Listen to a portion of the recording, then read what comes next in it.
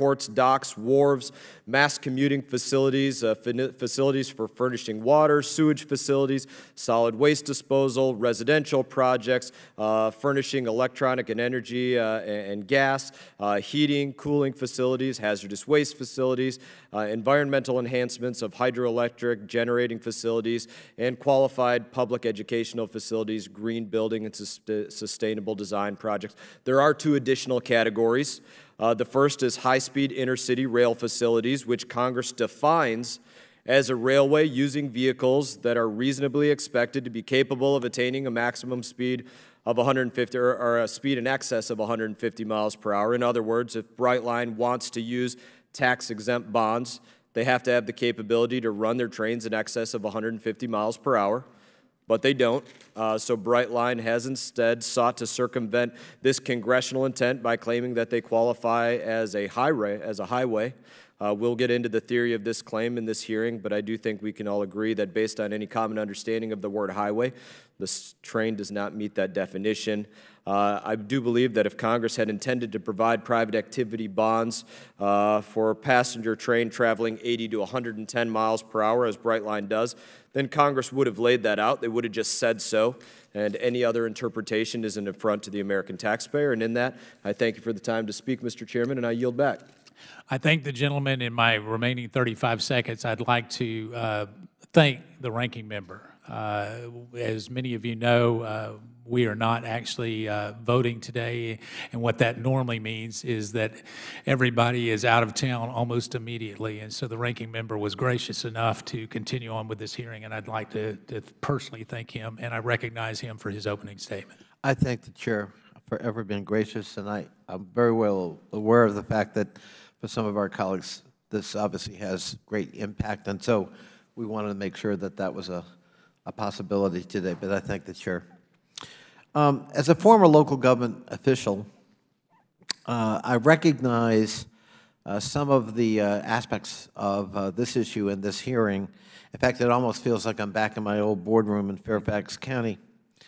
What we have here is a local dispute between a new transportation facility, in this case Brightline Passenger Rail, and the communities that object to building the facility in their backyards.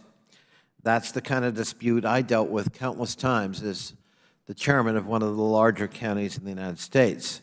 No case is ever easy, but what we always hope for is a resolution that balances the interest of the community with the need to make necessary transportation improvements, and that's what I hope ultimately happens in this case. As federal overseers, we also have a responsibility to ensure that projects using government funding or financing mechanisms are held to high safety standards and, in fact, meet the statutory terms of the program as set by Congress. This hearing appears to focus on a local dispute which is currently subject to litigation.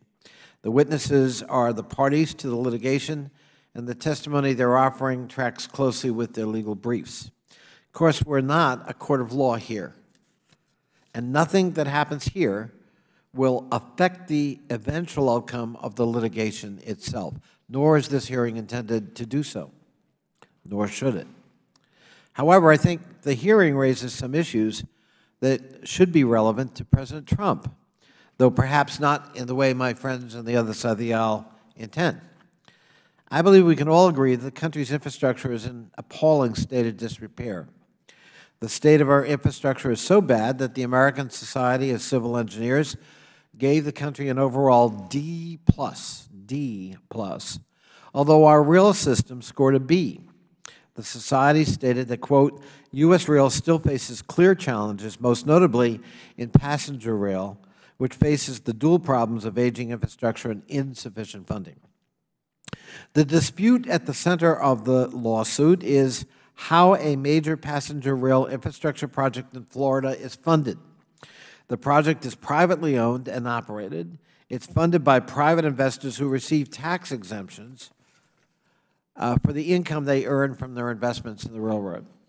The financing vehicle is called private activity bonds, PABs. Two Florida counties and a group of homeowners in Florida's Treasure Coast want to stop the project. They're saying, in effect, not in my backyard. and they have gone to court to contest the appropriateness of the use of PABs for this infrastructure project. Here's why this Florida dispute should matter to President Trump.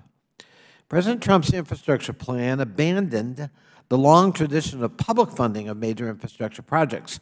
Instead, he relies significantly upon the private sector to finance the cost and upgrading of infrastructure.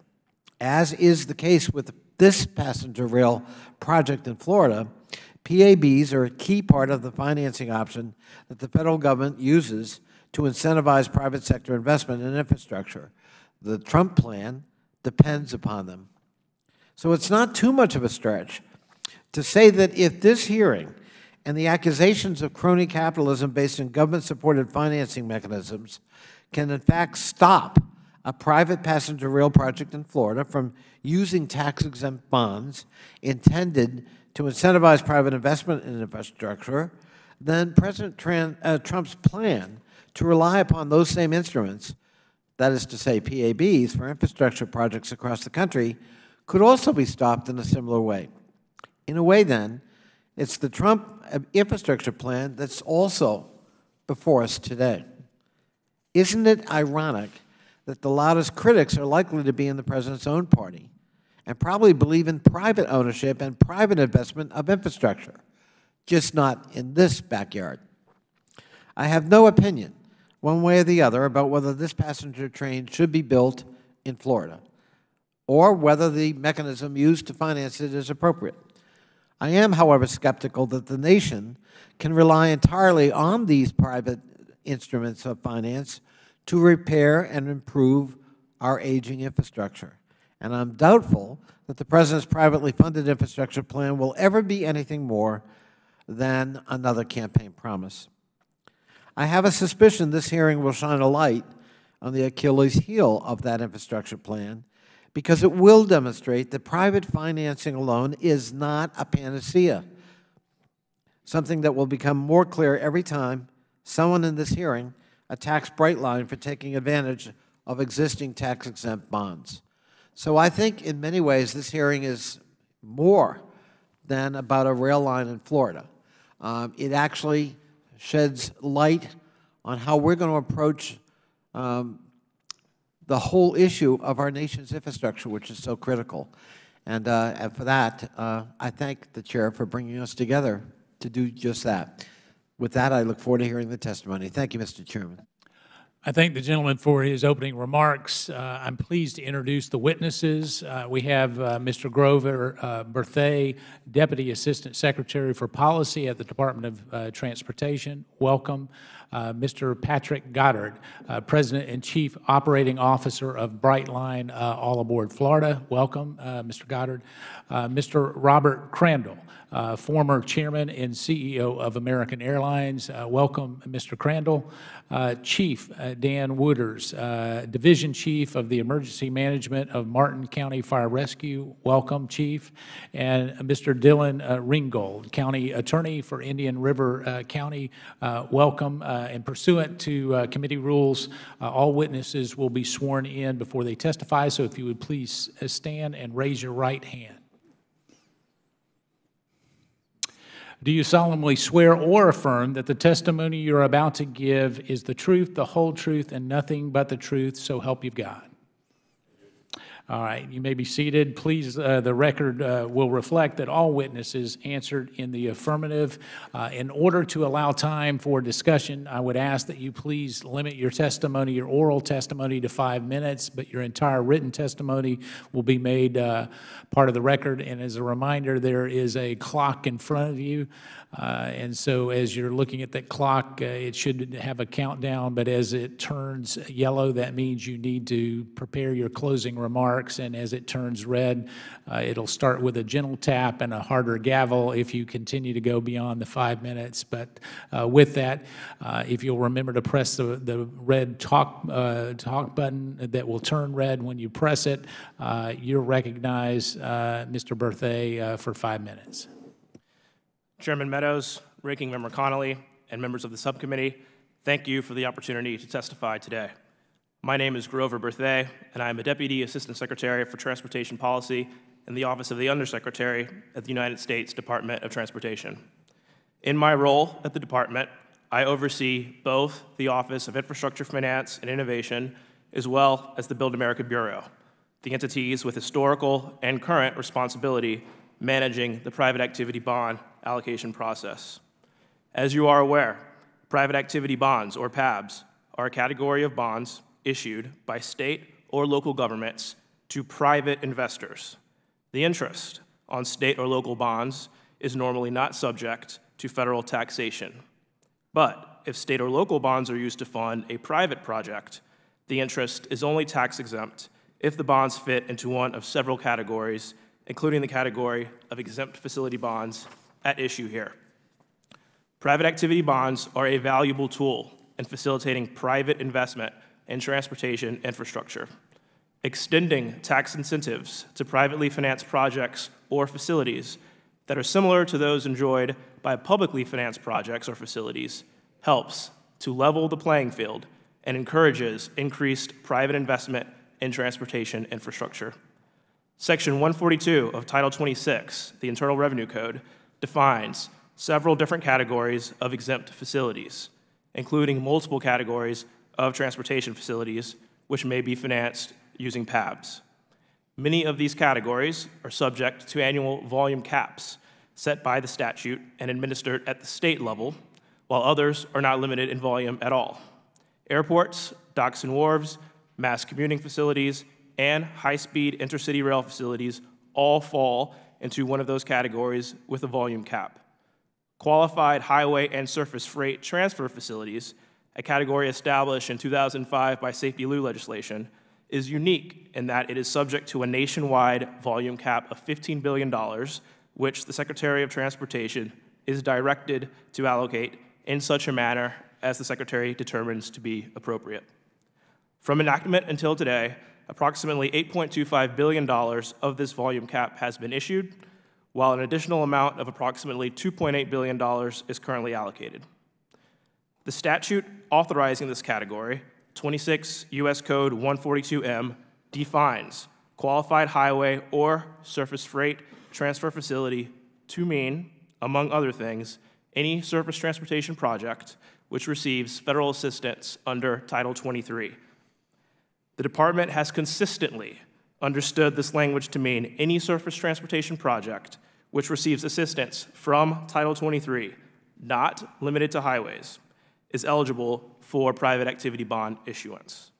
All Aboard Florida originally applied for an allocation of $1.75 billion in PAB authority for both Phase 1 and Phase 2 of their project, later named Brightline, in August of 2014. Brightline Phase 1 is a passenger rail service from Miami to West Palm Beach, and Phase 2 would extend the service to Orlando International Airport. The application indicated that in the time since the planning process for the All Aboard Florida project had begun, the Florida Department of Transportation has spent Title 23 funds improving railway highway grade crossings along the project corridor. Based on these expenditures, the department determined that the All Aboard Florida project was a surface transportation project which receives federal assistance under Title 23. And it therefore qualified for a private activity bond allocation under 26 U.S. Code 142 M1A. The department issued an allocation letter in December of 2014. The department acted subsequently to extend that allocation twice. In September of 2016, All Aboard Florida submitted a new application requesting a $600 million allocation for Phase 1 of the Brightline project. It simultaneously requested that the existing $1.75 billion allocation be withdrawn. In November of 2016, the old allocation was withdrawn and the new allocation was granted. $600 million in private activity bonds were subsequently issued for Phase 1 in December of 2017. These bonds helped fund construction of new stations and track infrastructure. On December 5th of 2017, All Aboard Florida applied for an allocation of $1.15 billion in private activity bond authority for Phase 2 of their project. This allocation was granted in December of 2017 and has an expiration date of May 31st, 2018. Thank you again for the opportunity to testify today regarding the department's private activity bond allocation process to the All Aboard Florida Brightline project, and I look forward to your questions. 19 seconds. Pretty good for government work, Mr. Perthy. Thank you for your testimony. Is it Goddard? Is that correct? I don't want to pronounce it wrong the whole time. So 5 minutes, Mr. Goddard. Thank you. You're recognized. Thank you, Chairman. Chairman Meadows, Ranking Member Connolly, and members of the subcommittee, thank you for the invitation to participate in this hearing. My name is Patrick Goddard, and I am the President and Chief Operating Officer of Brightline. As many of you know, Brightline has revived the legacy of Henry Flagler, who introduced passenger rail to Florida over 100 years ago. We launched our service in January between Fort Lauderdale and West Palm Beach, and Miami is set to begin operations in the coming weeks. Early works to Orlando are also now underway, which will connect major economic engines for the third largest state in the country. In doing so, we have created employment for over 10,000 people. I'm excited to report that early ridership numbers are higher than anticipated, and support for our current service and future expansion opportunities from consumers, elected officials, and the business community has been nothing short of overwhelming. This model serves city pairs that are too short to fly and too long to drive. It's working, and it will work in other markets across the country. There was never a more important time than now to build this system that will benefit all of Florida and its visitors. Today, 400 million trips are taken annually in this market, relying on roads and airways that are among the most congested in the nation. Driving speeds on the Interstate 95 highway in South Florida currently average 34 miles per hour with no capacity for improvement. With 20 million residents and 116 million visitors, enhanced mobility between these markets is vital to meeting the growth trajectories in this region.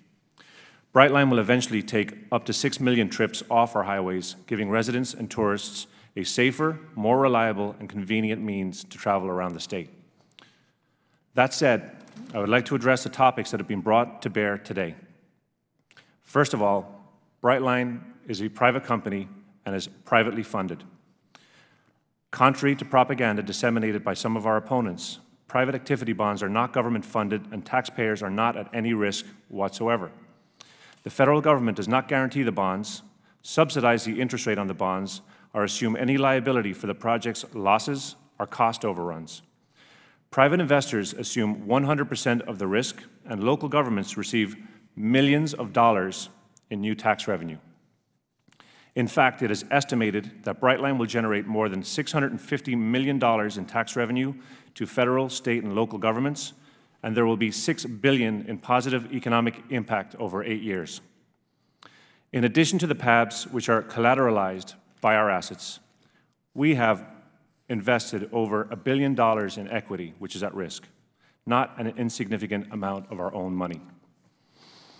Despite this investment, at our own risk, and for public benefit, might I add, we still face opposition from a minority of narrow-minded residents of 2 counties along our corridor who are willing to support passenger rail everywhere, it seems, except in their own backyard.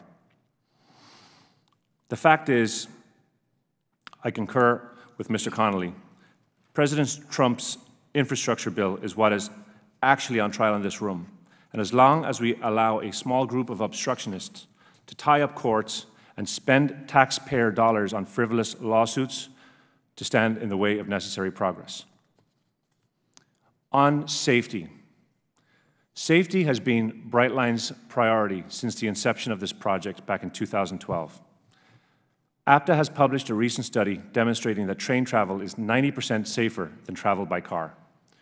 With 700 deaths year to date on our state's roads, I would say that percentage is far higher in Florida. Rail opponents to our north claim that recent incidents validate their claim that passenger rail is unsafe. But they choose to ignore the facts and the actual police reports surrounding these incidents, a common theme of bending information to suit their anti-progress narrative. In every incident to date, all of the safety and warning systems worked exactly as intended. These were all examples of individuals circumventing the very equipment that was put in place to protect them.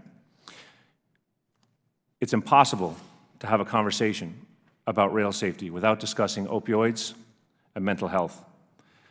Every person who has died on our railroad has either chosen to end their lives or been under the influence of drugs.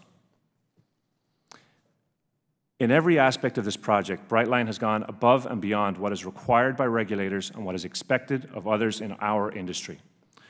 Early ridership and guest feedback tell us we are bringing a much-needed solution to South Florida.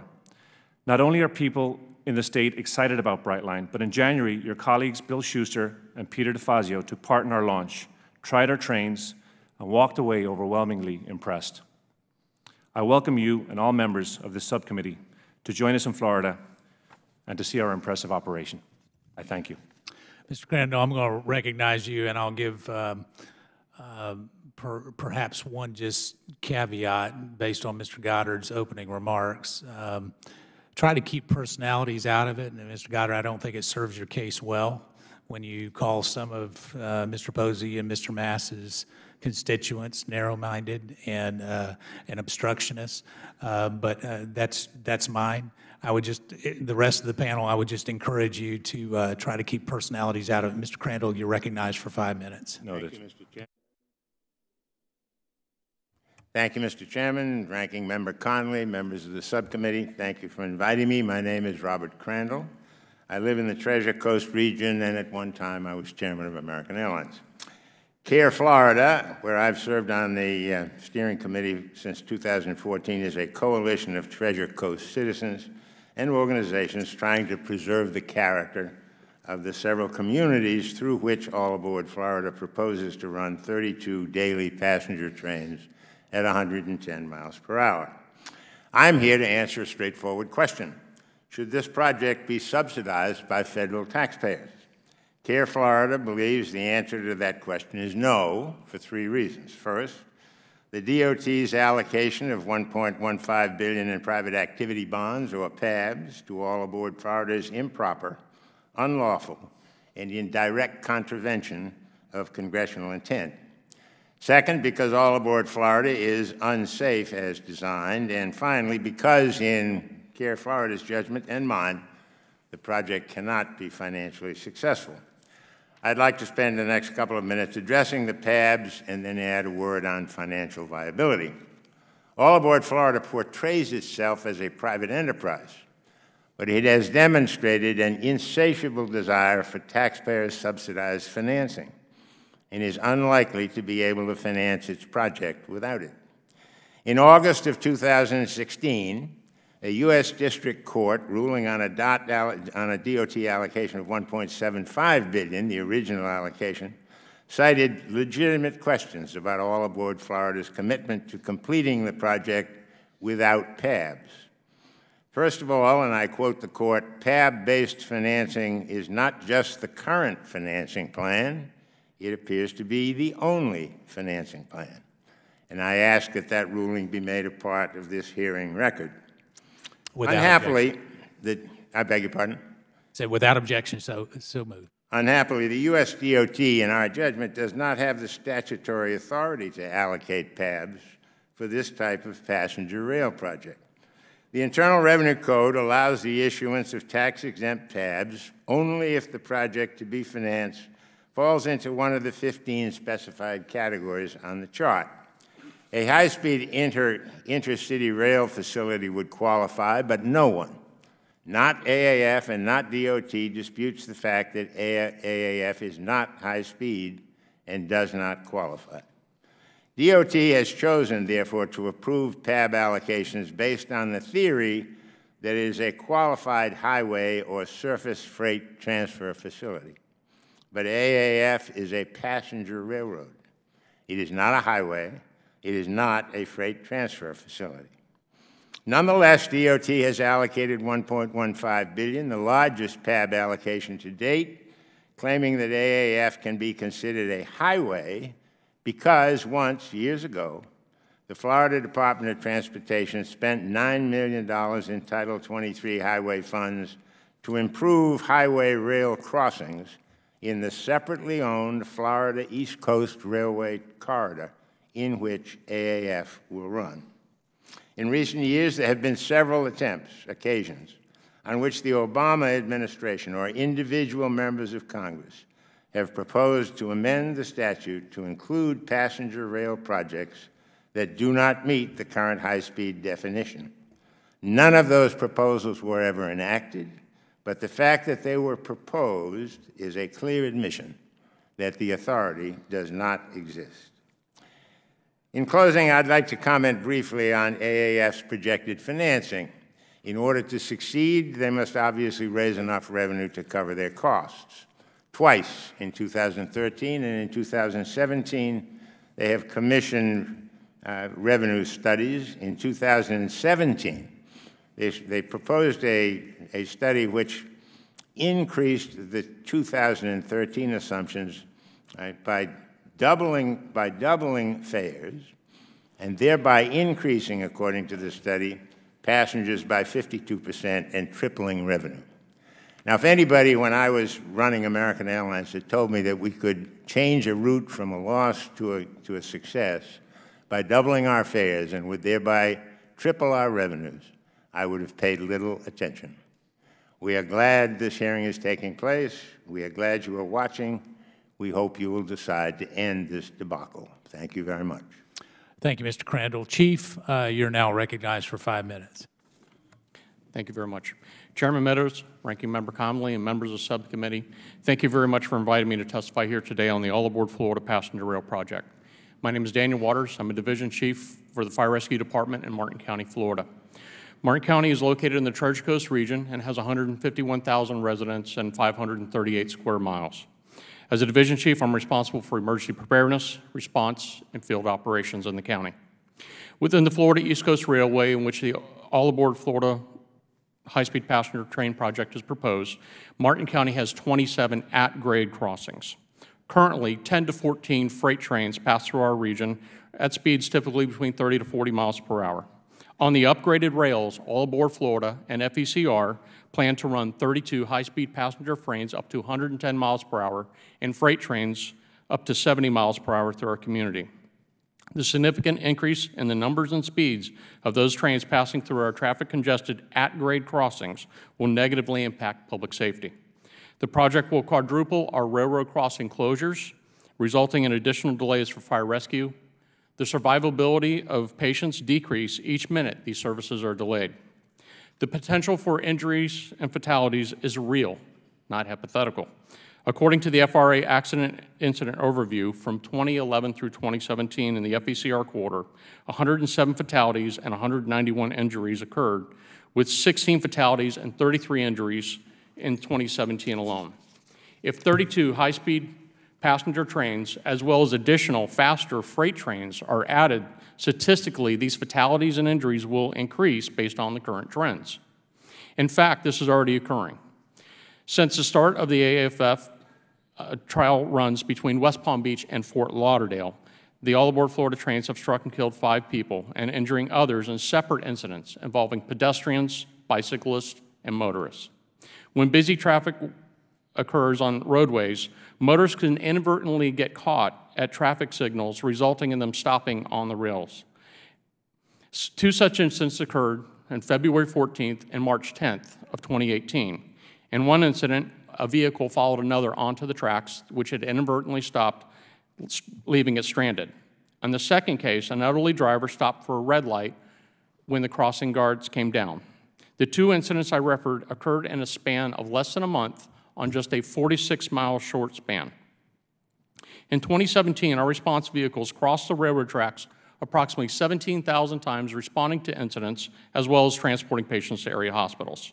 Based on the estimated increase in the rail traffic, there will be substantially more delays if the All Aboard Florida project proceeds as planned due to a lack of grade separation through our community. In our downtown area, a nearly 100-year-old single-track bridge still exists. A parked freight train waiting to pass another train could substantially cause delays to our downtown community and, in fact, impact for public safety and response to hospitals. Within the increased potential of collisions comes the potential for devastating chemical releases. To make this point, I would like to refer to a chart I have on the easel. In 2015, Martin County conducted a vulnerability analysis to examine the potential for an impact of a single rail car crash resulting in a chemical release.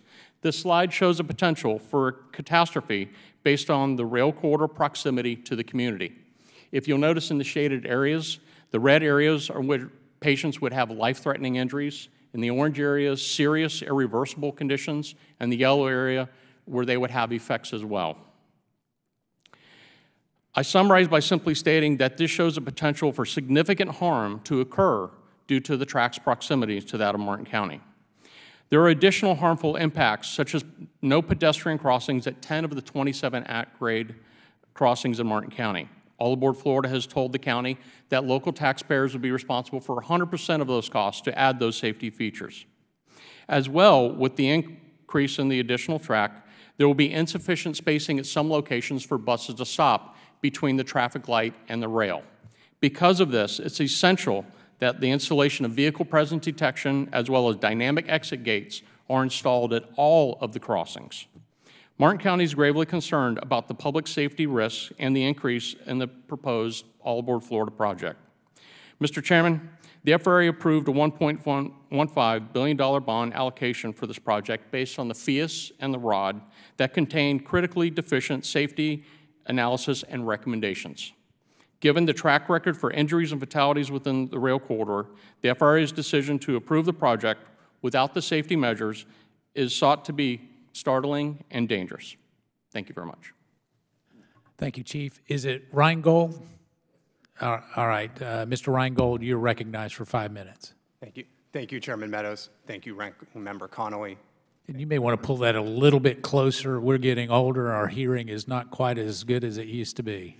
Thank you for allowing me to testify today. My name is Dylan Reingold. I'm the County Attorney for Indian River County. Indian River County is a small county located on the east coast of Florida. It is south of Kennedy Space Center and north of West Palm Beach. We have approximately 146,000 people who live in Indian River County, mostly in the population centers of the city of Vero Beach and Sebastian.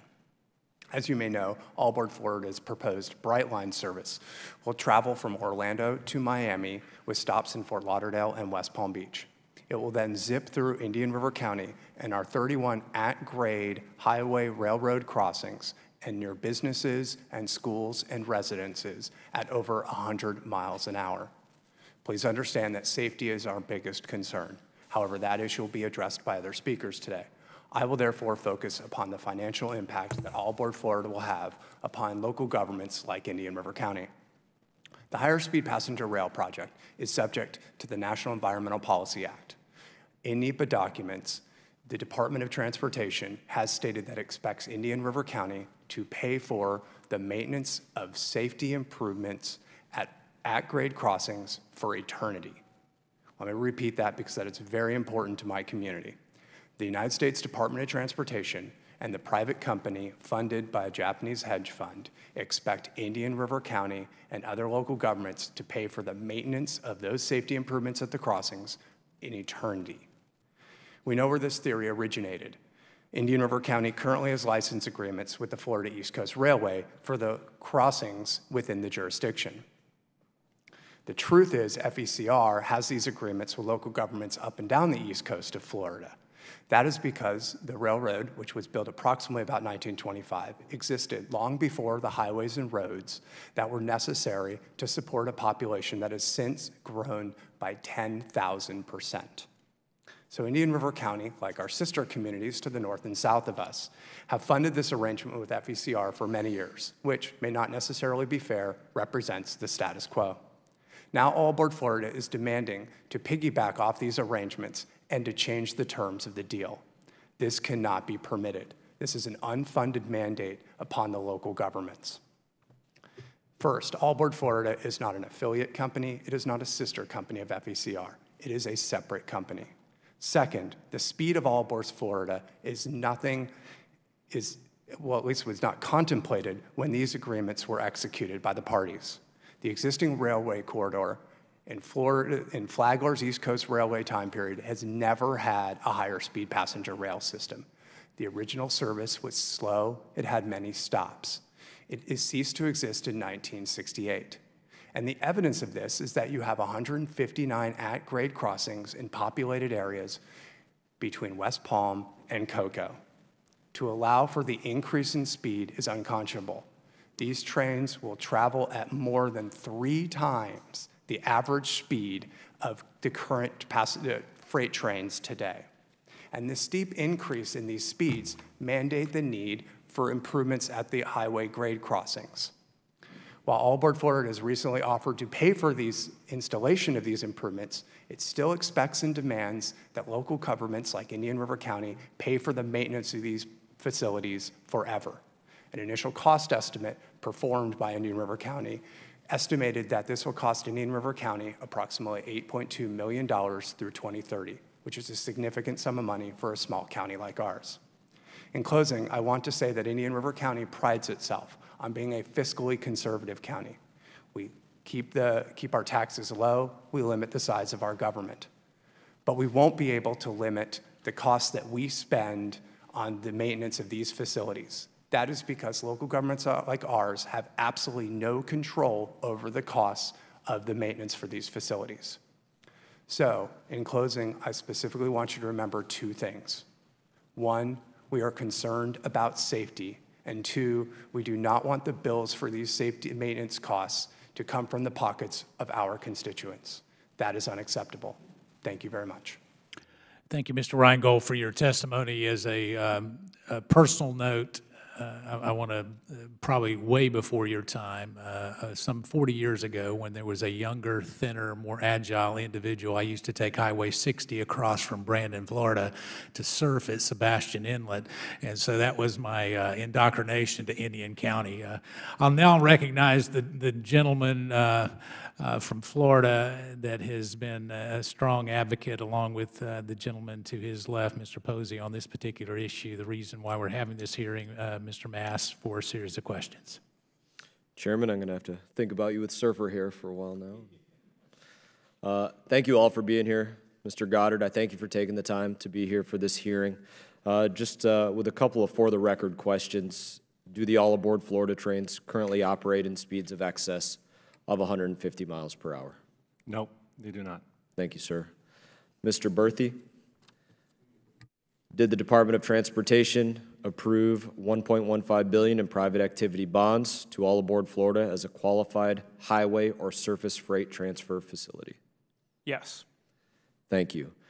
I like to think that if Congress wanted to fund trains through the private activity bond process outside of those that are high speed, those in excess of 150 miles per hour, they would have put that into the list of 15 eligible projects for private activity bonds. Mr. Berthy, Section 142, Title 26, it does define eligibility for private activity bonds. A qualified highway or surface transfer facility is any surface transportation project which has received federal assistance under Title 23. So I want to ask, did any Title 23 money go to the All Aboard Florida project? Thank you for the question, Congressman. In the application from All Aboard Florida that the Department of Transportation received, All Aboard Florida indicated that over 2012, 2013, and 2014, Title 23 funds were used on the corridor. That was after the announcement from All Aboard Florida. The corridor or the All Aboard Florida project? I'm sorry? The corridor being FEC corridor or the All Aboard Florida project specifically? The corridor on which the All Aboard Florida trains will run. So if All Aboard Florida did not specifically receive funds, I would wish that the department would withdraw their award letter for private activity bonds. But I would ask, was there actually monies distributed or deposited to All Aboard Florida specifically, that project? Were there monies distributed into an account for a surface transportation project to All Aboard Florida? The Florida Department of Transportation manages Title 23 funds in the state of Florida. So are you saying, not to to the best of your knowledge, were dollars specifically put into an All Aboard Florida account? They went to FDOT, Florida Department of Transportation. We are not aware of any funds going to a All Aboard Florida account. However, the application which the Department of Transportation reviewed did indicate that funds were used by the Florida Department of Transportation from Title 23 on the corridor on which the All Aboard Florida trains run, enabling it to be eligible for assistance under private activity bond statute. Thank you for that. And I think this is an important point of what we're getting at here, and it has a very broad implication for what goes on with private activity bonds across the breadth of this country. This is the problem.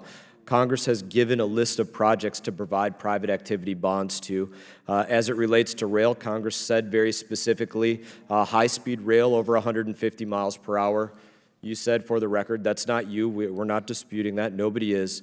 So what we're using here is this kind of doublespeak that I think often ticks people off, where everybody is labeling this train something that it's not. We're saying because it once in one section of a corridor, not even the same project, had some infrastructure upgrades done to the project, that by that rationale, an intersection was fixed somewhere on the rail, that an entirely new project is subject to being eligible for private activity bonds. And I think that's what we're getting at here. I would like to get to something else very quickly here. Mr. Goddard, All Aboard Florida's CEO Mike Renninger testified in June of 17 on T&I committee that I sit on. He testified to me that All Aboard Florida is not publicly funded at all. It's completely an investment of private sector capital. However, Brightline's private activity bond application from December of 17 reads, the project has received financial assistance under Title 23, that's the federal assistance, and eligibility for private activity bonds under Title 26 mandates that the financial assistance is in fact federal assistance. So my question would be, when the CEO, Mike Renninger, testified before T&I in that time, was he lying to me when he said that the Brightline project hadn't received any federal funding, or was there a lie to the Department of Transportation on the application in saying that private activity bonds are eligible because they have received private assistance? That to me sounds like two completely different answers. Yeah, no, he did not lie. He did not lie to you. That funding was relative to safety improvements. And with that, my time has expired, and I will yield back. Thank you.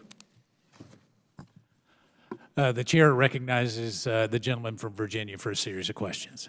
I thank the chair and thank the panel for being here. Mr. Berthe, we heard the testimony. Mr. Crandall says, inter alia, that this is a misuse of PABs, and it's pretty clear in the code. This is a circumvention of that. Chief Wouters talks about safety, that there are inherent safety problems giving at-grade crossings, multiple at-grade crossings that put the risk at public, and were never intended for a train of this kind of capacity speed-wise, putting the communities at risk. Mr. Reingold makes an argument, as somebody who comes from local government I can sympathize with, that in effect, whether by design or not, approving this project puts a permanent unfunded mandate on local governments to maintain whatever safety measures are put into place or not put into place from now until the end of time. Any of these concerns factor into the decisions at the Department of Transportation about this project? Thank you, Congressman. So to be clear, the Department of Transportation's responsibility in providing an allocation for private activity bonds is to determine statutory eligibility. And the department has historically interpreted any surface transportation project that utilizes Title 23 funds to be eligible for the phrase qualified highway or surface. Mr. Berthe, are you is it your testimony that upon that examination, irrespective of these concerns, the department determined it was qualified? The department determined that the application met the statutory eligibility to being able to use private activity bonds. So, not to create the argument, because I don't wish to have the litigation by surrogate here, but so you take direct issue with Mr. Crandall's testimony that it most certainly does not. Those are two pretty different interpretations of the code. We do take issue with his interpretation. Our interpretation is that by statute, any surface transportation project, of which obviously a passenger rail train is a surface transportation project, any surface transportation project that utilizes Title 23 funding is then eligible as a qualified highway or surface freight transportation project. Mr. Goddard, you heard the testimony of the three folks to your left. What is the reaction of Brightline to the substance of these concerns in terms of unfunded mandates, safety, and for that matter, eligibility? Thank you, Congressman. So we've been questioned on these issues for several years. We've been through several lawsuits on PABs, on safety, on whether or not we meet the criteria. We have prevailed up until this point. We continue to engage in dialogue with with our opponents relative to these issues, and we seem to be talking past each other. No, but I'm asking a different question. I'm kind of holding in advance the litigation and who's an opponent and all that. You know, I'm familiar with lots of different passenger rail systems, commuter rail, for example. And I'll take the western suburbs of Chicago, one I'm quite familiar with. They don't go 110 miles an hour. Yeah. They have a lot of at-grade crossings, but they also have safety provisions in place, and they can live peaceably side by side. And in fact, communities have grown up around the stations, and it's almost a way of life, but it works. But it wouldn't work at 110 miles an hour, I don't think. So what is your substantive reaction to, if I think you said, Mr. Reingold, 39 crossings? Ranking member, we have 31 active 31. crossings. So if I'm a small county and I got 31 crossings, I have a legitimate concern about safety. What are you going to do about that? How can you help us address that, ameliorate that concern? Again, safety, the safety of train travel has been demonstrated, and again, as substantially safer than traveling by car. I can tell you that passenger rail happens every day in this country, all over this country. Our corridor meets the sealed corridor requirements as determined by the FRA. We don't actually set the speed limits. Mr. Goddard, with due respect, that's a very bureaucratic answer. I asked you, what are you doing to try to ameliorate the concern about, in the case of Indian River County? Yes, sir, Indian River County. Legitimate concern. I got. I'm worried about kids. I'm worried about people. Sure. So so how is Brightline trying to ameliorate that concern in a reasonable way? So we have spent the last about 4 years ago when we started this project, in conjunction with USDOT and FRA, we went crossing by crossing with each municipality all the way up the corridor to determine what was the properly prescribed safety equipment to implement at each crossing by crossing, to make sure that we implemented the right safety equipment. Furthermore, all of that safety equipment already, these groups, we've had discussions, we've had dialogue with them, and we've met their demands.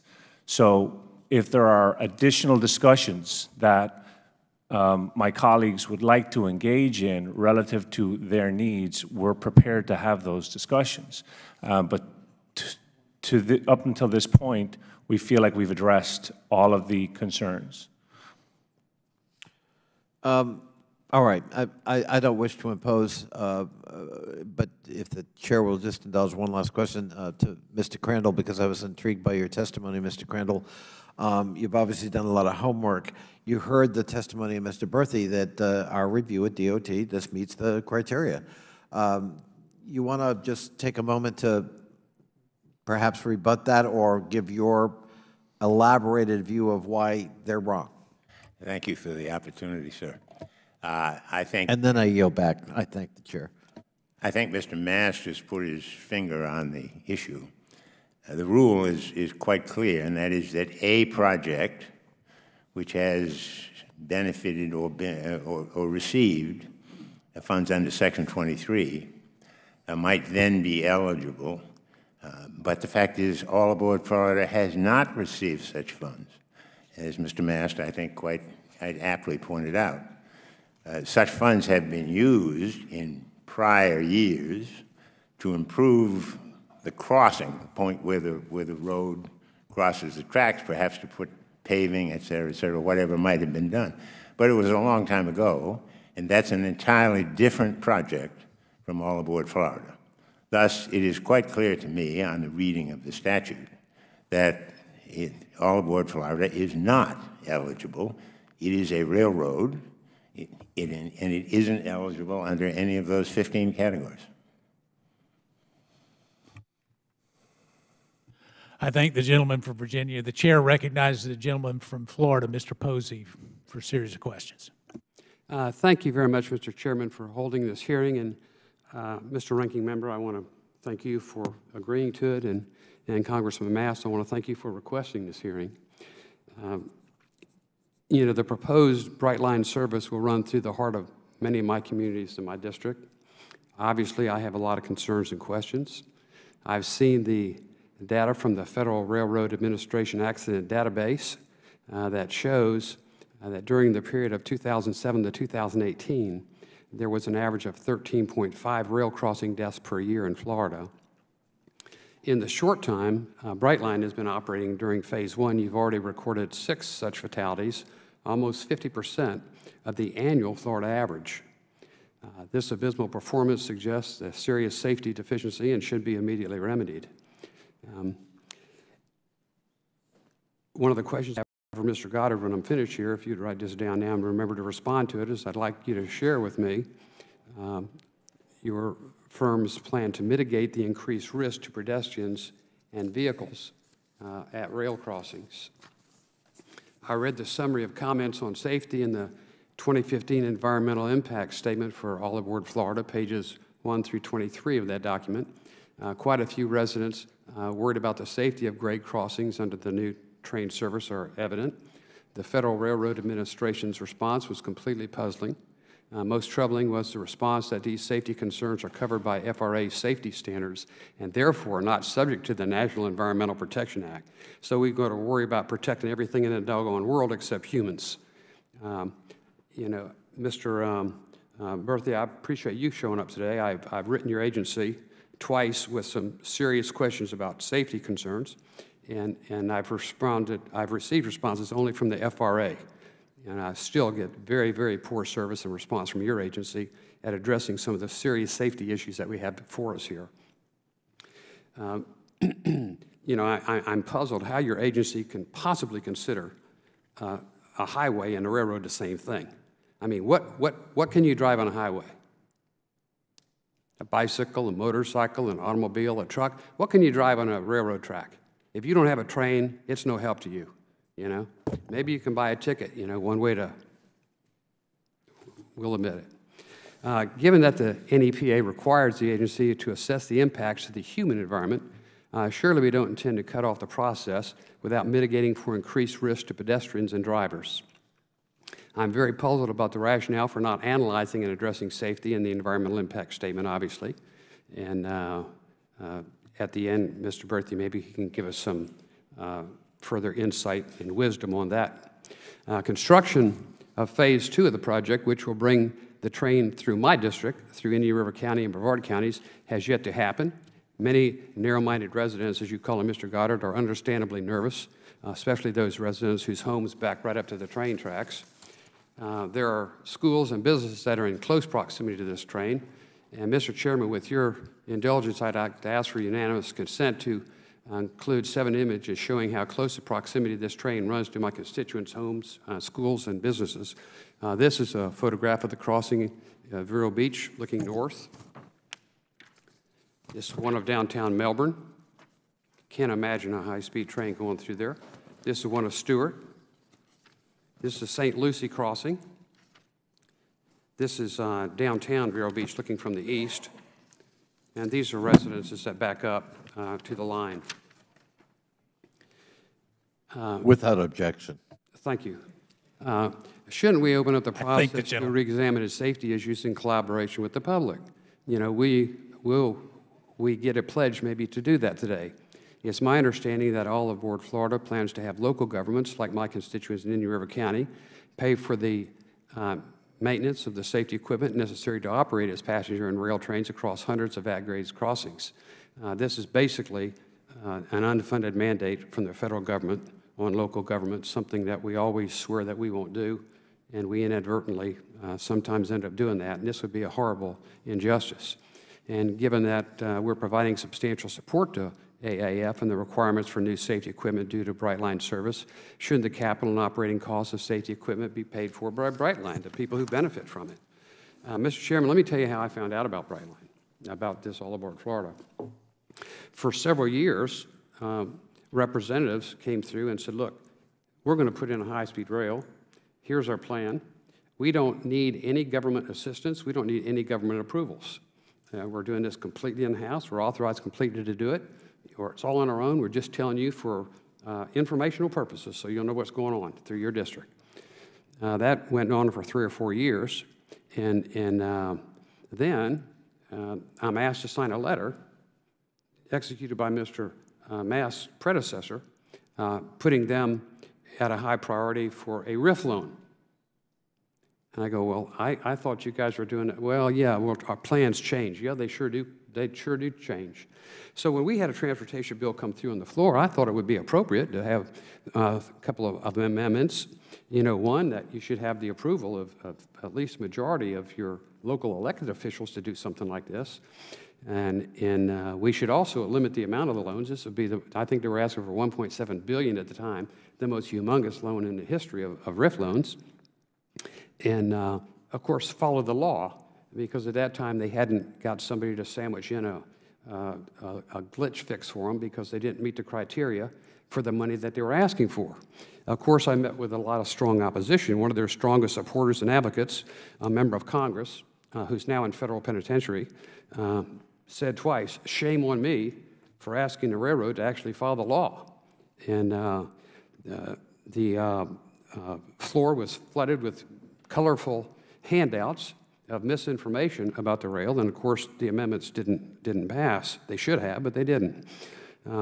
I have correspondence from my local officials asking them, they were asked by Brightline to write nasty letters to the editor about me, calling me narrow-minded and some of the things to quote Mr. Goddard.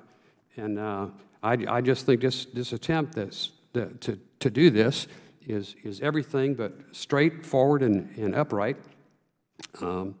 I believe they tried to sell some bonds before, but they couldn't sell them. And so now that's changed. You know, you wonder how fast these trains travel through these little villages. Even at 70 miles an hour, the consequences can be horrific based on how long it takes to stop one of these doggone things. And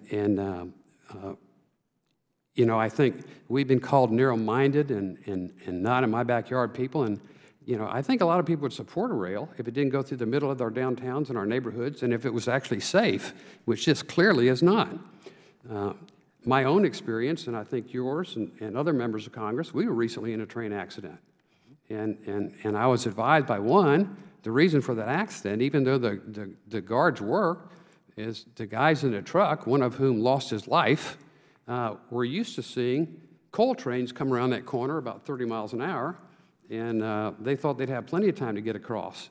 They weren't, you know, accustomed to having our Amtrak come through there at 60 to 70 miles an hour, and the result was tragic, just like it will be in many, many communities in my district and Congressman Mass' district.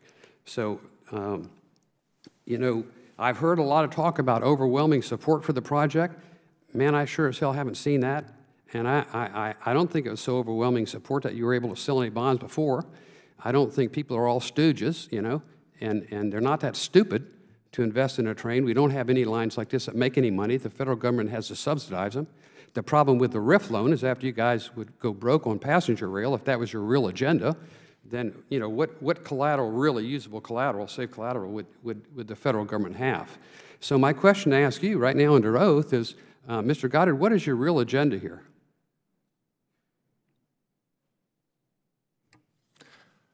Congressman, not sure which of your questions to address first. We can do the agenda question first so we don't forget it. Our agenda is to improve mobility for millions of visitors and residents of South Florida.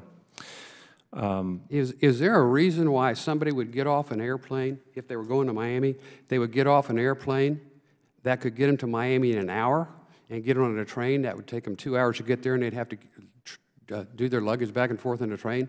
I mean, is the model looked at that as being a realistic expectation? And would somebody in Miami going to Orlando or going past Orlando sacrifice an hour flight to get on a train and unload and load? Our business case, which Mr. Crandall to my left has made on many occasions, is there are many corridors that are from 200 to 350 miles apart that are too short to fly and too far to drive. There are 400 million trips between Central and South Florida on a daily basis. And yeah, we believe that we can capture a good share of those.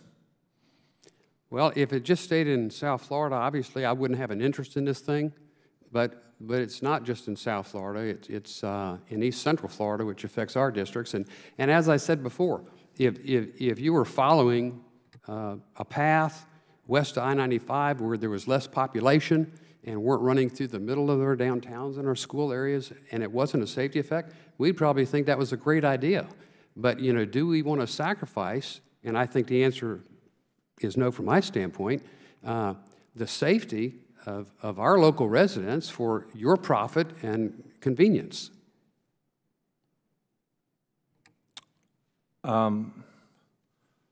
So if I could respond to that, there was a 2015 report commissioned by Indian River County to study the safety impacts of Brightline. And their own consultant concluded that we can find no decrease in grade crossing safety with the advent of All Aboard Florida. To Indian River County's benefit, the additional capacity improvements, other additional infrastructure, safety improvements, upgraded crossing warning devices, which are regulated by the FRA, implementing suggestions for quiet zones, fencing, pavement markings, a public awareness campaign, and a finding of no additional closure time with the additional trains, draws a conclusion that there is no adverse safety impact to Indian River County from All Aboard Florida. If the proposed upgrades actually occur, they will improve and update the safety factors that exist today. I'd also like to add that, again, passenger rail happens in this country every day. And, you know, in Detroit to Chicago, that route has a similar number of grade crossings as Brightline and runs at grade. St. Louis to Chicago has 213 crossings that have been upgraded. Trains travel at 110 miles an hour through dense urban areas and on those corridors as well. Well, I submit to you that sometimes a picture is worth 1,000 words. And your remarks about it being safe crossings in Indian River County and St. Lucie County don't pass a straight face test. So, if I may, Congressman, that's a picture of where exactly? This is Vero Beach crossing. So obviously we haven't made any improvements there yet. We haven't actually begun construction on that segment. So, you know, like there's less than one room for one car to back up over here. And of course, I've seen them even for the little local trains backed way up over here. But how would you propose to make this crossing safe? Again, that's actually determined by the Federal Railroad Authority and US DOT in conjunction with your community leaders. So again, we've, over the last 4 years, met with your community and determined exactly how to do that. Sitting here today, frankly, yeah. I'm not, you know, I don't have the answer at my fingertips, but the net is there will be improvements on there that comply with the FRA's sealed corridor guidelines and are safe in other municipalities. You're going to require these local governments to maintain these crossings forever. Yet your train is not going to stop in any of these communities. They get absolutely no benefit whatsoever from your train, yet they're stuck with the liability of it. You know, how do you possibly think that that's fair and reasonable? So, for those who may not, for those who may not know, our right-of-way predates, you know, the communities through which we travel. Correspondingly, there are decades-old agreements between each municipality up and down the corridor as each community asked if they could put a road across our railroad.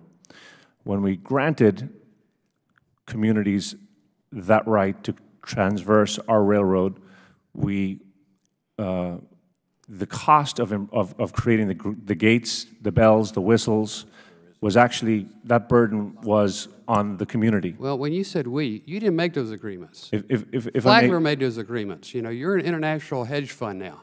You know, you had no dog in the fight at that time, and those agreements are probably 100 years old. Obviously, they were intended for not high-speed trains going through their little towns, but trains that would actually stop in their towns if necessary and help promote their commerce and passengers at one time. It sounds like you might like a stop. Yeah. So no, you know, that wouldn't appease me. I know that's been one of the latest, things that they've thrown out from saying absolutely, positively, there will never, ever, ever be a stop in this high-speed rail, because then it wouldn't be a high-speed rail.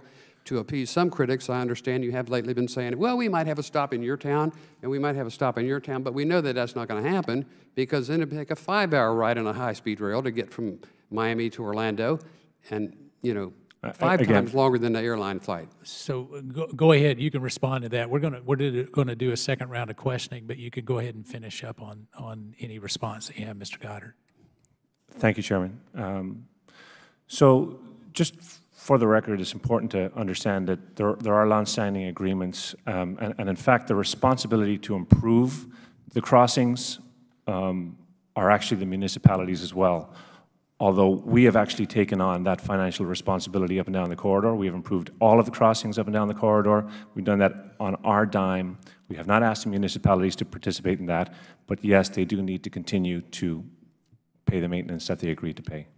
All right. I think both the gentlemen from Florida will come back and let you ask a second round of questions.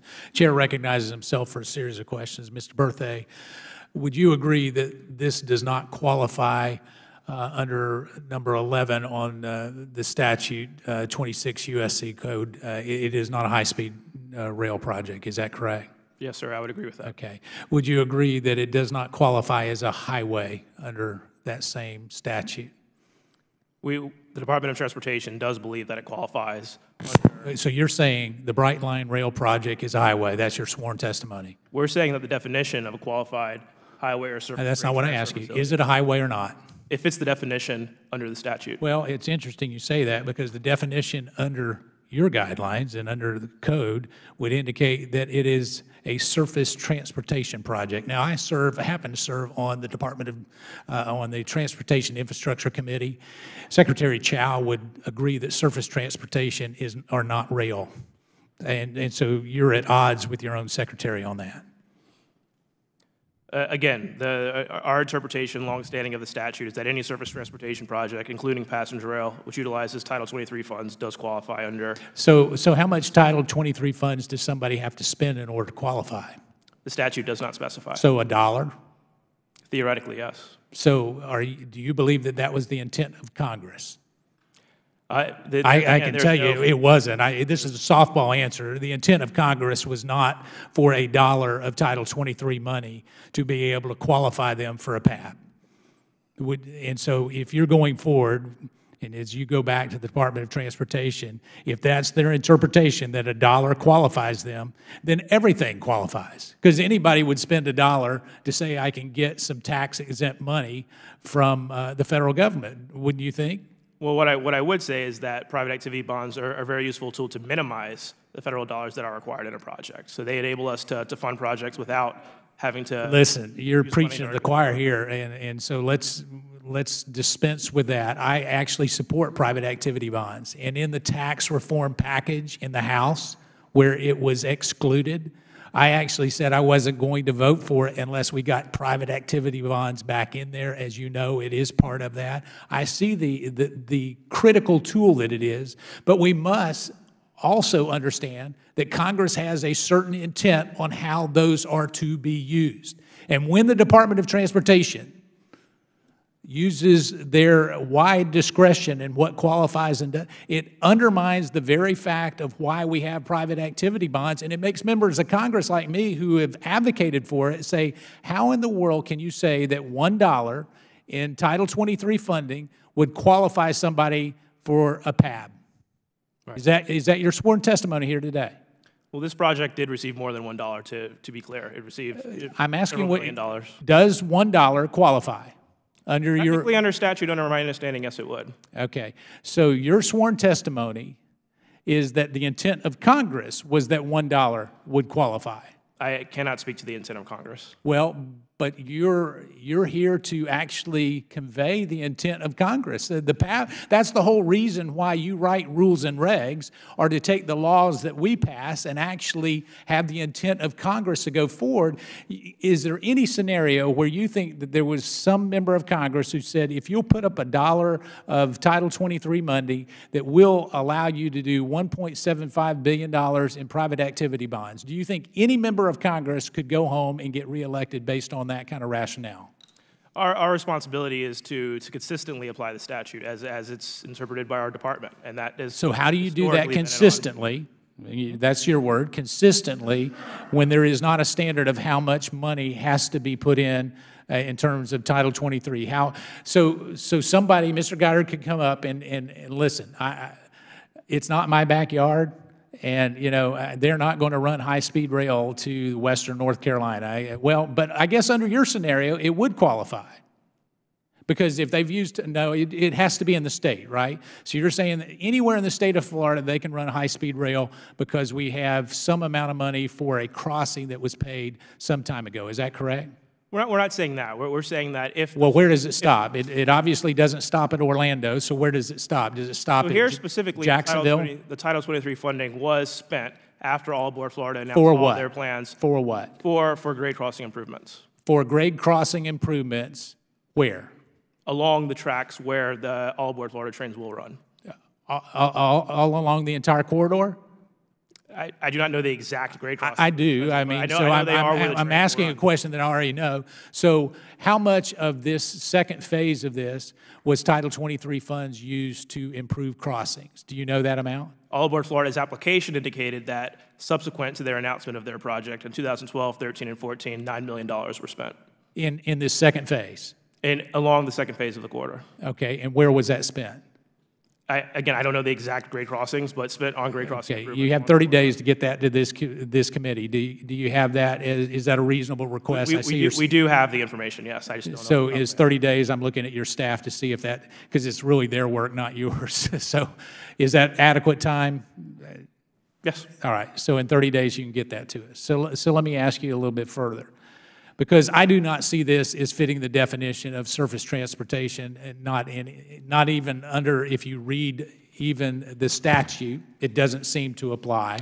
And so at this particular point, I have a real concern that the intent of Congress is being overridden with the private activity bond measure here, because it's really all about, we wanted cooperation between a state and a federal entity, and when we looked at this, we wanted that cooperation to take place. Wouldn't you agree with that, Mr. Berthay?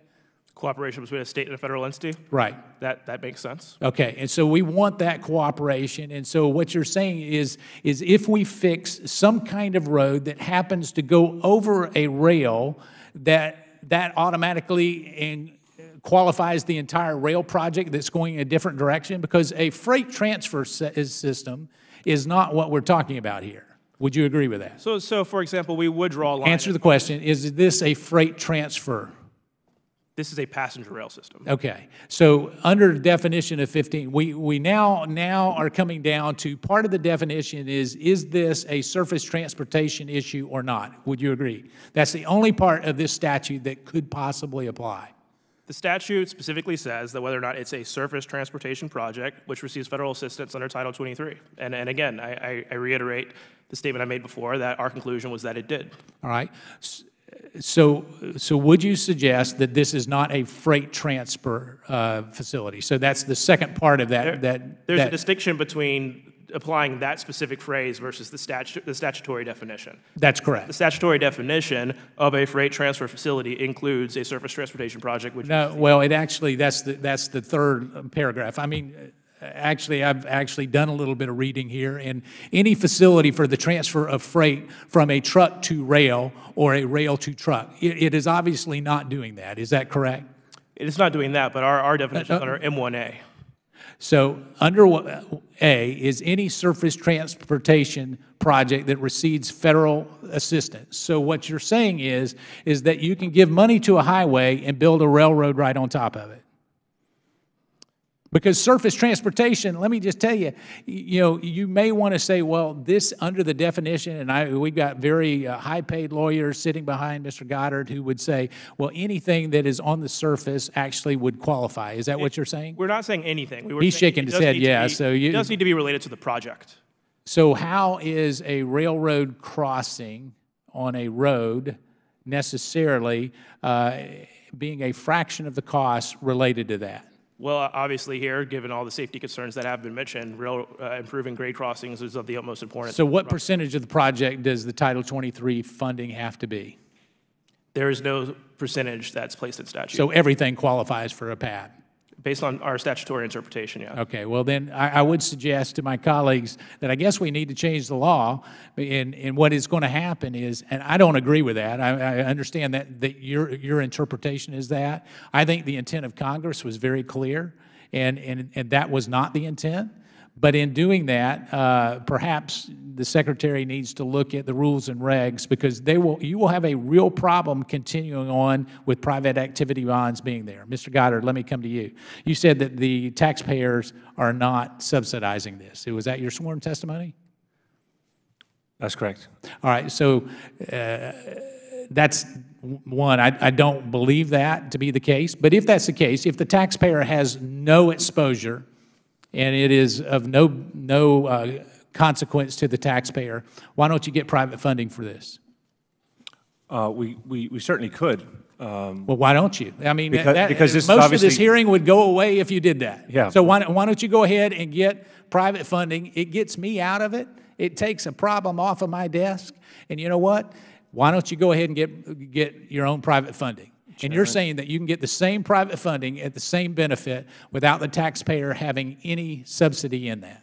Yes. Is that what you're saying, Mr. Goddard? No, Chairman. So the reason why I'd love to alleviate you of this burden, however, the reason why we are interested in a financial instrument such as PABs is it's a cheaper cost of money. It is a less expensive then it is taxpayer subsidized. So you're so taxpayers subsidized, and again, what is your definition well, your of sworn taxpayers? testimony, I asked you to clarify it because I didn't think I heard what you said the first time, and I didn't believe it the first time, and then you reiterated it. There is a benefit to your company that comes at the expense of the American taxpayer, is there not? There is a deferral of taxes to investors. But the intent of the PABs... So there's a tax benefit to somebody, and let me just tell you, this... There's a distinction between that and receiving money from the government. This is a loan. I didn't say that you were receiving it. Right. Listen, I'll say this nicely because I've already criticized you for some of your opening remarks. I will say this, that what happens is PABs, by their very design, are designed to be a tool to make it more affordable for us to do projects with the Department of Transportation. In doing that, we have to recognize that there is a federal component to that.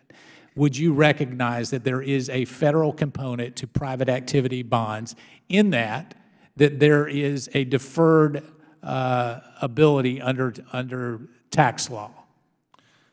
So I can give you the IRS code if you want. I'm not an attorney, Chairman Meadows. I run the company. We have attorneys who understand these matters far better than I do. You've heard Mr. Berthay's testimony. I feel that I don't have an awful lot to add in this context. We've been to court 3 times on this matter, and I think that we. Again, to the extent that we're now in a new lawsuit on this, I don't wish to comment further. Well, that's not an option that you have, Mr. Goddard. I mean, you're here under sworn testimony, and that's the reason why it's not a criminal conviction. We can't bring any criminal charges towards you here today, but you do have the responsibility to uphold the truth and your testimony and answer the questions. Now, so to the best of my knowledge, I mean, you've heard Mr. Berthay speak about the PABs, and USDOT determined we're eligible. Our legal team has looked at the issue. They also agree that we qualify. We believe we qualify because we received Section 130 funds. And you've received Section Title 23 funds? Title 23 funds. Okay. And fine. I got your testimony. So, Mr.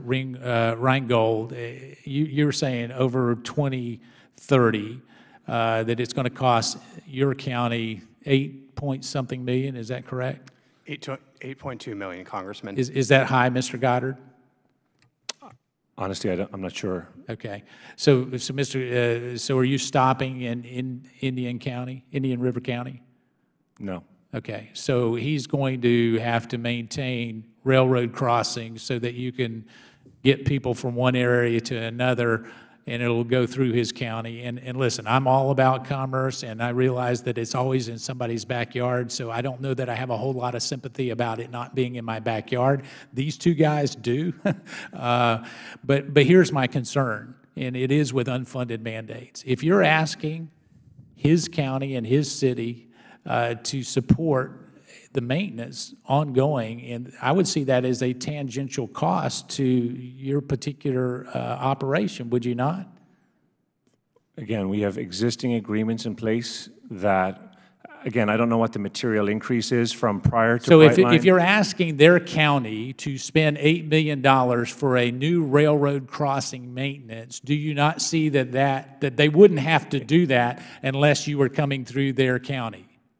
That's an easier Well, question. they wouldn't have to do that. I mean, again, Okay. the road crossings, this is our private property. We're trying to run our business on our private property.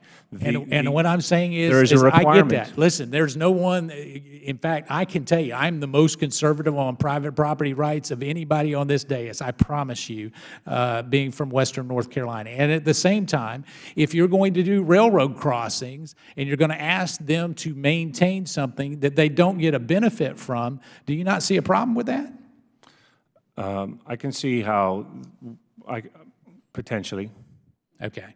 So here's what I would ask you. What I would say, though, if I may, Chairman, we have actually spent the money on improving those grade crossings. So we did not turn around and ask. I don't disagree, and I've heard that, and let me just tell you, you're going to find that I will be willing to look at the truth in every argument, and I get that, because I could see your counsel when the chief was talking about how they were having to spend the money for all these railroad crossings. I could tell your counsel in the back, he was shaking his head and saying that, don't ever play poker, by the way, but in doing that, but in doing this, here's what I'm saying. Is there are legitimate safety concerns that the chief has made, and for you to I'd love to address those. Well, I know where you're going. You, in your opening statement, you talked about the opioid crisis. No. I think there are other. So, there's actual real misinformation. There was actually like a misstatement of some facts there. Like I would love to have a conversation with the chief. We'll have a second round. I will give you the opportunity, and if I haven't, you can remind me and nudge me to give you the opportunity for rebuttal, and I'll be. But here is my concern. If you're asking this county, and more specifically their taxpayers, to fund the maintenance of railroad crossing in perpetuity, and they don't benefit, it has to be at least a cost consideration for this project. And in doing so, and I know you're shaking your head no, I don't know. No, I'm just... We have agreements in place. This passenger rail is not a new phenomenon. You have a lot of things in place that may be at jeopardy, Mr. Goddard. So let me just suggest to you, that you come back to this committee with how you're going to address these types of concerns. Are you willing to do that in the next 45 days?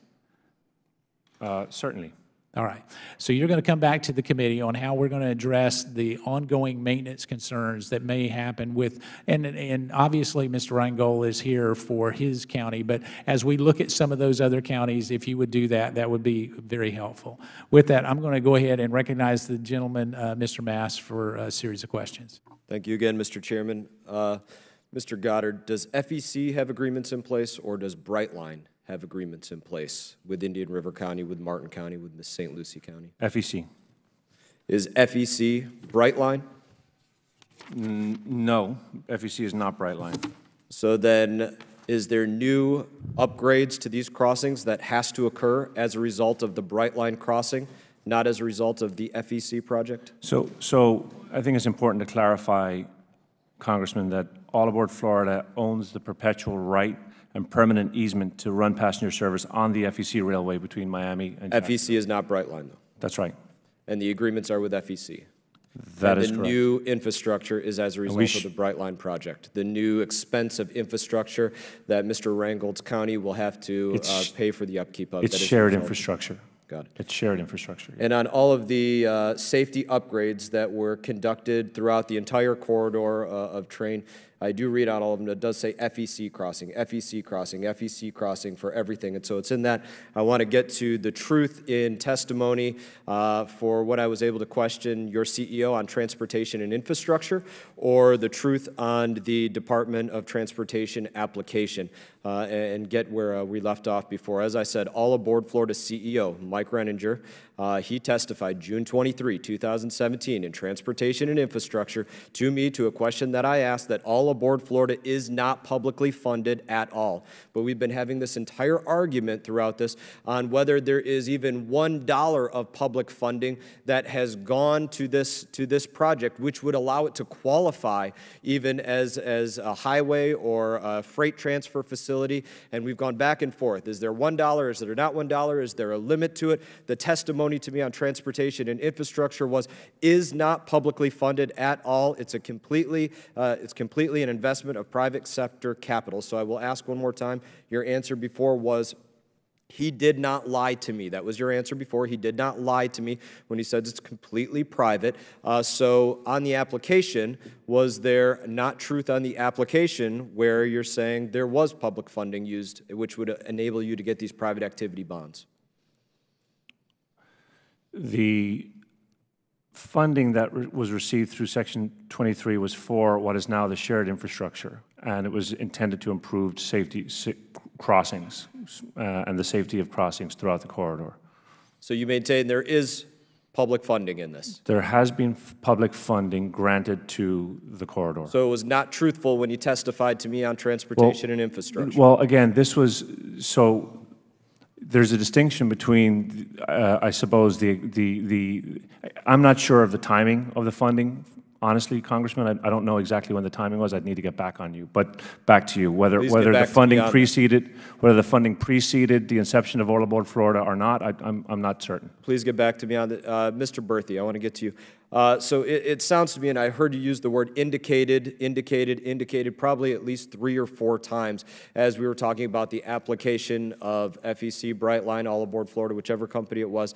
And it sounds to me as if from their testimony thus far, the Department of Transportation did base the eligibility of the decision for private activity bonds on All Aboard Florida's self-reported acceptance of Title 23 funds. That whole argument of whether there was federal funding or not federal funding, whether there was truth or not truth in the testimony on transportation and infrastructure.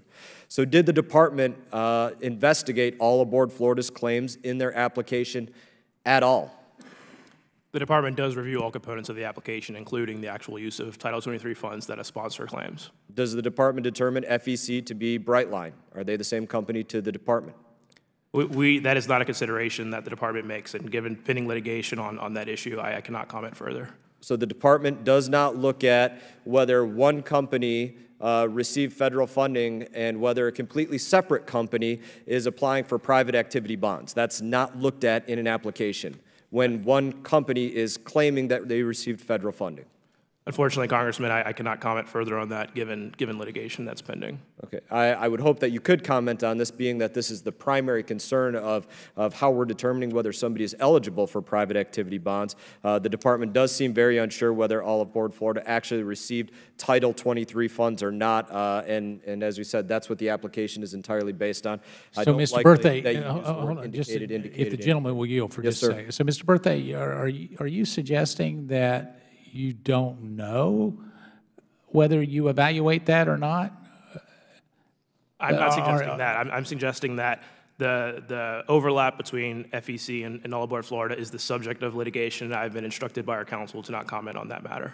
All right, so let me ask you this. His question is more generic. Do you typically evaluate whether one entity and another is one and the same? Do you typically do that? Which would not speak to the litigation at bay here or at bar. I mean, do you typically evaluate that? Well, obviously, all applications are very different, and so it would be on a Right, so case-by-case. either it's typically evaluated or it's not, because all applications are evaluated differently, but you would say, do you consider two different entities, to Mr. Mass's point, as one, typically? In all your reviews, obviously, if you're prepared for litigation, you've already looked at this, in all of that, would you typically do that? Well, certainly, Mr. Chairman, we do very significantly take a look at the applicant that is requesting private activity bond allocation. But with regard to whether or not one entity is judged versus another, I mean, I think it's difficult to answer that question on an overarching basis. I think it's very situational. Well, can you confidentially get your counsel, and certainly with the DOT's help, respond to this committee in 30 days with specificity? I see your staff's nodding yes. Is 30 days enough? All right, thank you. I yield back. Thank you, Mr. Chairman. I'm going to complete my line of questioning with this, and I'd like to go to Chief Wooters for a minute here.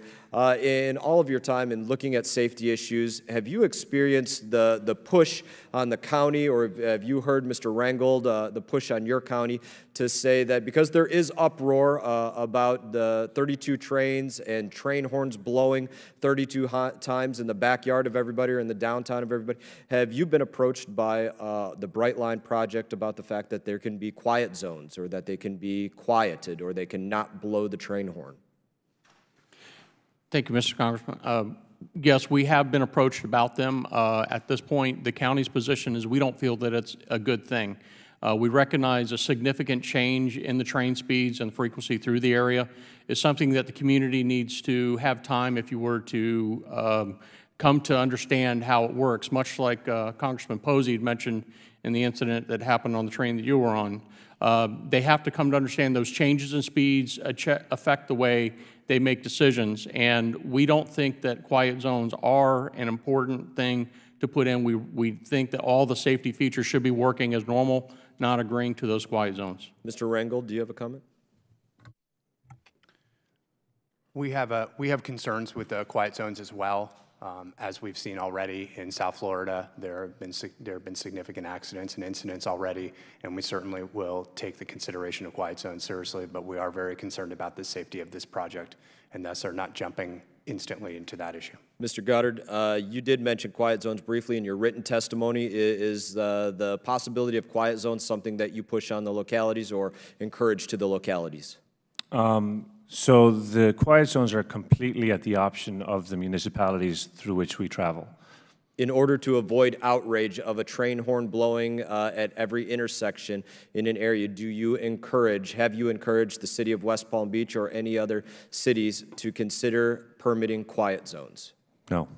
Okay, I don't know if you're aware, but this goes to the point, and I'll finish with this. This goes to the point of the continued cost of this project, not just at the local level or potentially the state level, but also at the federal level. Just last week, the mayor of the city of West Palm Beach, she was in my office, and she was very specifically asking me that the federal government pay for increased infrastructure at every intersection because they permitted every intersection as a quiet zone as to avoid the outrage in their community of this train traveling through it 30 times, and they now wish that the federal government will pay to get those quiet zone permitted intersections up to a higher quality because of the deaths that have occurred. This is in the area that his train is running, and this is just, in my opinion, another example of where the federal government potentially gets on the hook for the cost of this line, not just from where FEC or Brightline is asking for dollars, but where the cities and the municipalities come and ask for those dollars as well, especially in the result of safety concerns.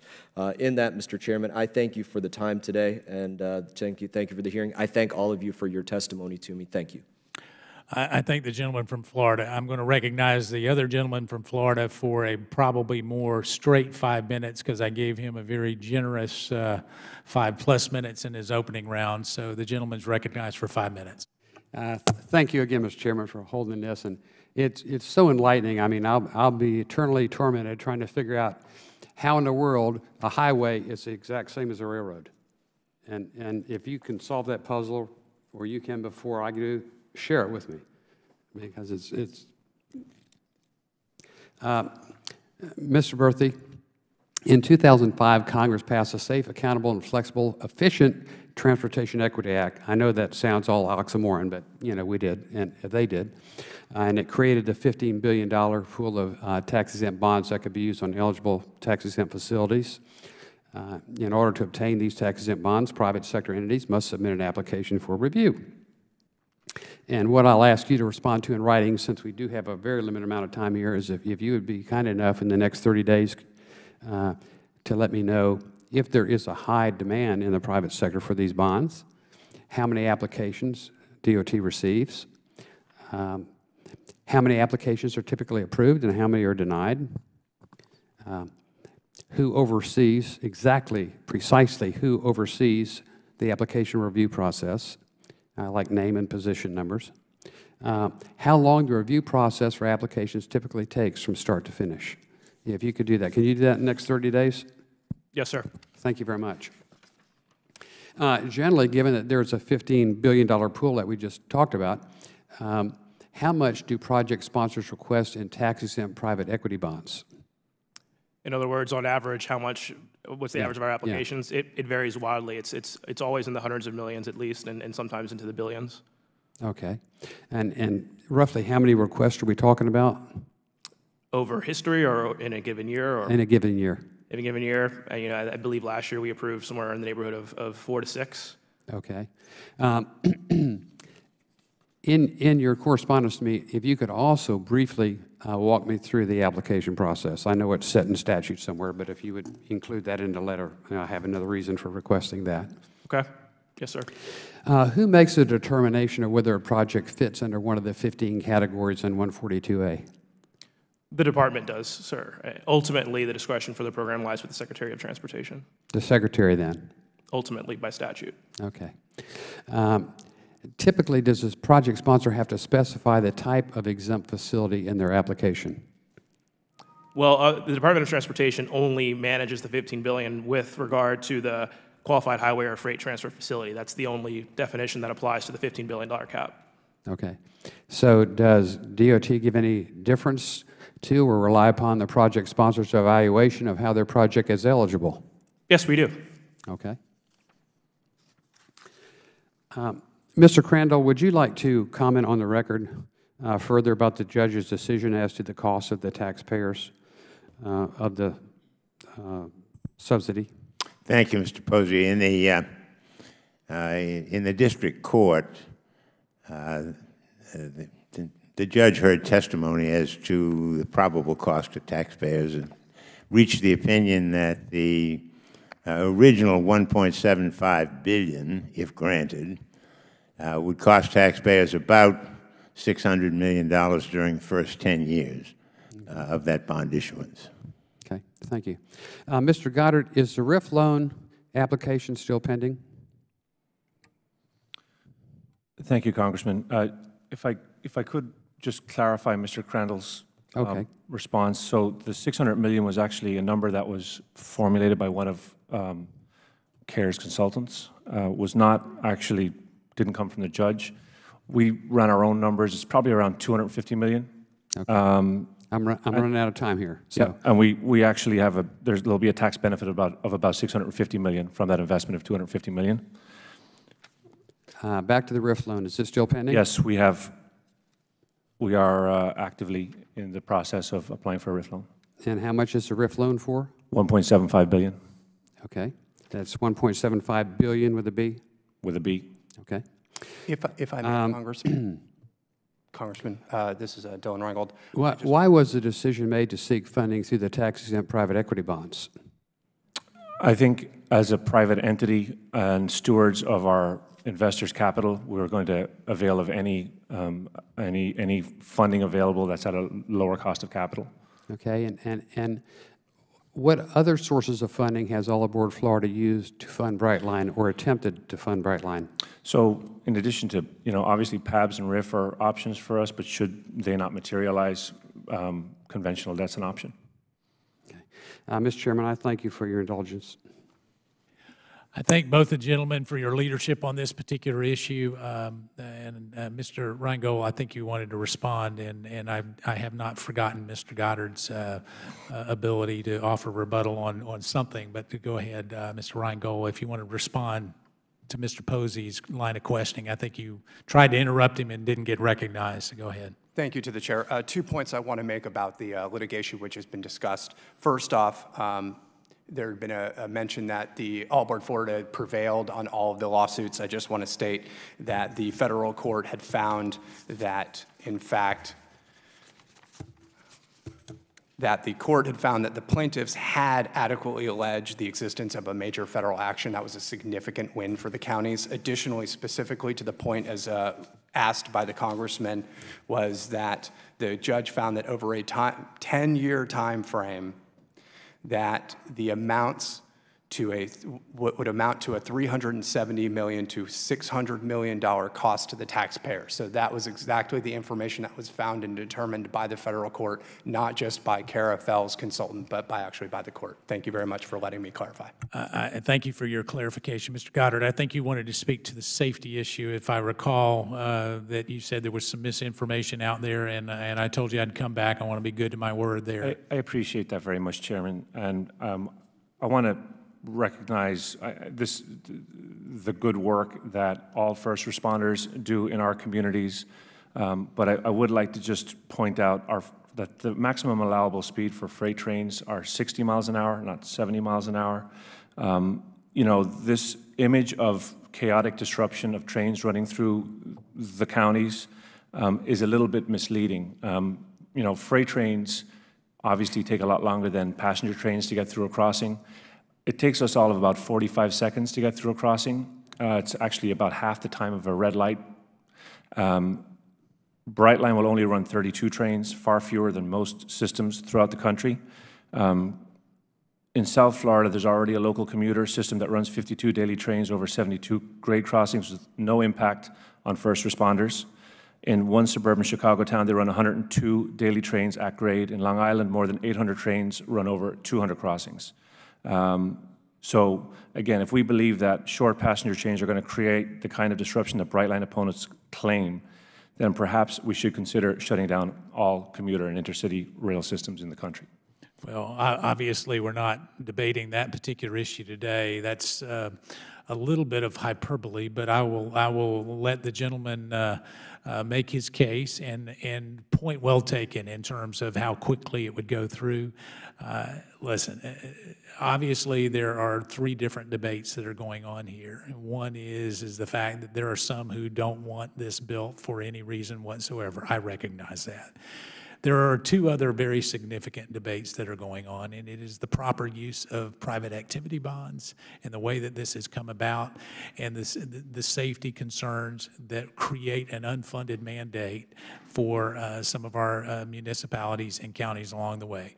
Those are two very different arguments that, quite frankly, have a lot more, perhaps less passion behind them, but a lot more material facts, Mr. Goddard. And unless we are able to answer those questions to the satisfaction of the American taxpayer, we're going to create problems for Secretary Chow and Mr. Berthy and the others, because quite frankly, what we're doing, and what I see this as, is the PAB that you're looking at is being used in a way that is not consistent with the original intent of Congress in that. And your counsel, again, is shaking his head no, but that's all right.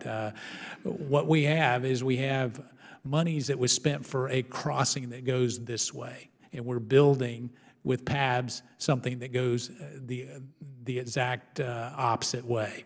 And when we look at that, this was all about trying to have a partnership for Title 23 funding along with PABs and other things to create a highway going one way, understanding that on the rail transfer side of things, they were saying, we understand that there may be these, like there would be with a seaport or airport, there would be these facilities that should qualify. neither of which the money, Title 23 money, has been spent for. So what we will do, for your own edification as well, is we will get some of the legislative history that I don't think is consistent with the interpretation of DOT or perhaps the way that it's done, because I can tell you, based on our initial research, this may not have been the best vehicle to use a private activity bond. That being said, I want to thank all of our witnesses for coming, and specifically Mr. Goddard. Listen, I know this is like going to the dentist. We're now getting it over, so you're getting out of the chair. I get that. I was a developer. Listen, there's no one who has seen not in my backyard more than I have. And at the same time, we have a responsibility to make sure that we do things safely and with integrity, and making sure that we don't create a financial liability for other entities. That is a big concern of mine, hearing what we have for these counties and knowing that we can say, okay, because you know what? We don't face the same taxpayers when their county commissioners have to raise rates to pay for that $8 million over a 10-year period. So we really need to address that. Mr. Berthay, I thank you for allowing for short time frames. I thank your staff for doing that. Give my best to Secretary Chow. And as we look at this, I want to make sure that we know we're going to leave the record open for 2 weeks for any other opening statements that any of our members would like to make, especially in light of the fact that we're holding this on a day that we recessed yesterday. And additionally, any additional questions. So all of you may be getting additional questions, 2 weeks for additional questions for the record. I would ask that you respond to the committee's request. We will try to be gracious in terms of the amount of time that you have to respond to those questions. And if there is no further business before the subcommittee stands adjourned.